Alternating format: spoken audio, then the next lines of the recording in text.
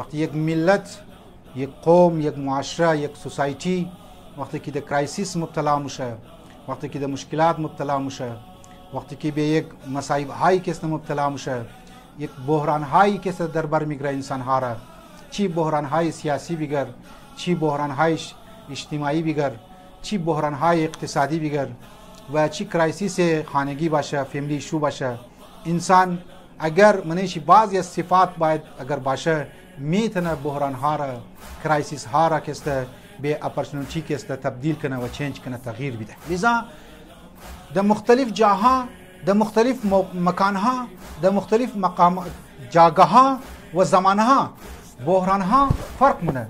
در زمان ابو عبدالله علیه السلام بحران یزیدیت بود.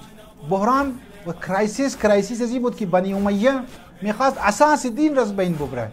یزید علنا درو میخواست اسلام را در دنیا این شو بده که خلیفه مسلمین اگر شرابخور باشه، خلیفه مسلمین اگر زنکباز باشه، خلیفه مسلمین اگر طرفدار سور نی باشه و طرفدار گانه و عشق بازی باشه، بیزو بازی باشه، اونجا زنی من باید یگو کار کت، باید یگو اقدام کت، باید یگو پروگرام ولای عمل که است پیش کت برای امت خو.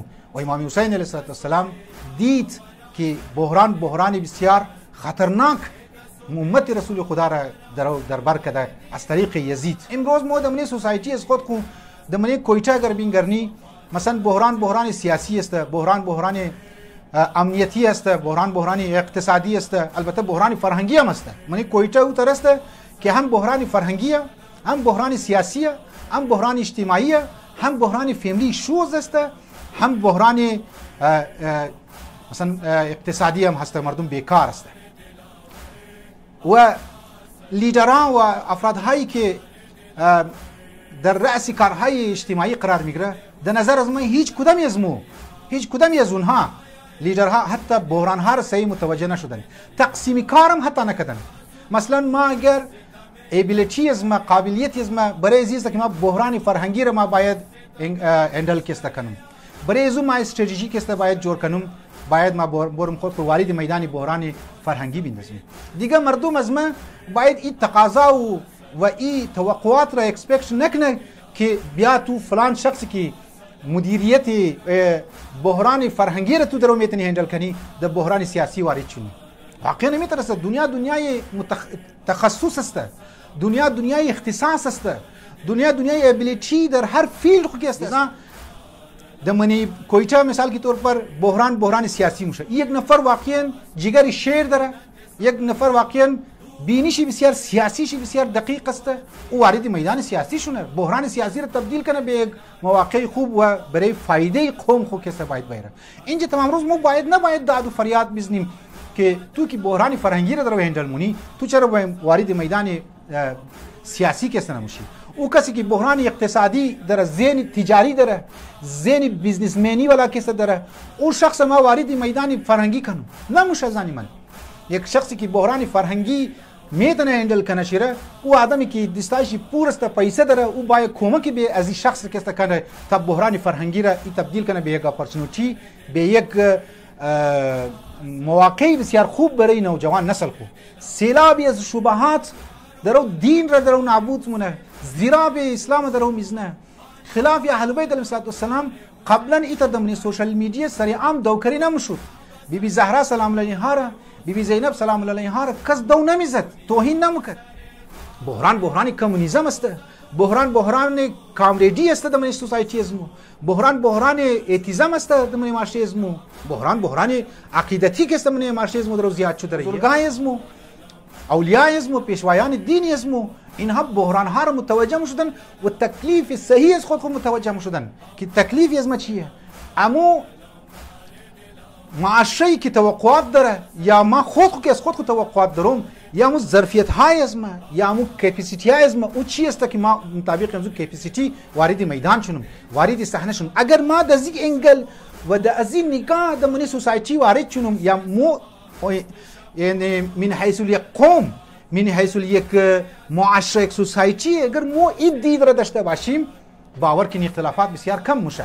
باور کن کرایسیس ها بسیار کم میشه، باور کن کینه و بغض ها که بسیار کم میشه. یک نفر میگه در حد درس اخلاق است، باید درس اخلاق بده، امور درس اخلاق. لذا ابو عبدالله علیه السلام از بحران او زمان توجه داشت که بحران فرهنگی هم است، بحران از است که در مسند خلافت یک پلیدترین شخص شیشته.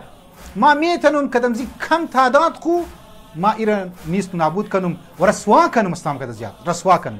ما باید تکتیکای رسوا بودن دشمن خود باید توجه کنیم. یک وقت است اصلا انسان بال مونه، دشمن خود رسوا مونه. یک وقت است از لحاظ سوشال میدیا انسان رسوا مونه، گو کسر باید بسم الله باید از اون طریق استفاده کنه. البته کارهایی که رسوا مونه انسان دشمن خوره، بی نقاب مونه انسان دشمن خوره، از راههایی بوره که عواقب بسیار بدی برای ملت چی کسی نداشته باشه، برای قوم چی کسی باید نداشته باشه. واقعا نمیترسته. ما میجیم بریکیج بگم مو توکو مو شما توجه نکردیم به طرف بسیاری از مسائل های اساسی از خود از لحاظ در میدان سیاسی. مثلا از زمان مفتی جعفر حسین بزرگوار و بعد از او علامه شهید عارف حسین بزرگوار که اونها در هر زمان از خود بسیار صحیح منطقانه لاجیکالی وظایف خود انجام دادن. بعد از او در مرور زمان ما باید استراتژیز ما باید تبدیل میشد که البته بسیار کم مدتی تبدیل کردن بعضی از علما و بزرگا که در رأس کارهای سیاسی قرار گرفت. لیکن از اول اگر توکنی وهابیار اگر توکنی از 40 سال از پاکستان که به وجود آمد، بعد از او تقریبا 40 سال تا امروز که 40 سال بگیری، البته اگر زیاد هم شده باشد تا 40 سال مدتی 40 سال میخوایم بگم، در 40 سال اینها آمدن رسوخ کردن در من اداره ها، من ریاستی اداره ها که رسوخ کردن و گیون تک که کردن و ام اونها از استفاده کرد، ام اینها از استفاده کرد. و امروز ما میگه دمنی پاکستان تقریبا 40,000 مدارس دینی وهابی اهل حدیث که درو ذهن زنار درو برین واش من درو جور کتریه. مو استراتژیز مو چی بوده؟ آیا استراتژیز مو در 40 سال چی باید ممکنی در نظر از ما در بعض جایا نقص و نقایص بوده و کمی بیشیا بوده که تا امروز ما می کار نتونستیم. امروز اگر کم رفتیم در دامن از اونا، لیکن بعضم مسئله گیون تیک رو نتونستیم استفاده کنیم از گیون تیک که هم بگیریم از اونا که هم کم بیتشیر نکردیم. به هر حال وقتی که مو مینگرنی شرایطی از مو و امو گراوند ریالیتی از مو در جایی که مو قرار گرفتیم که باید یعنی استراتژی رو لایحه عمل اختیار کنیم، مو اختیار نکردیم از زنی من.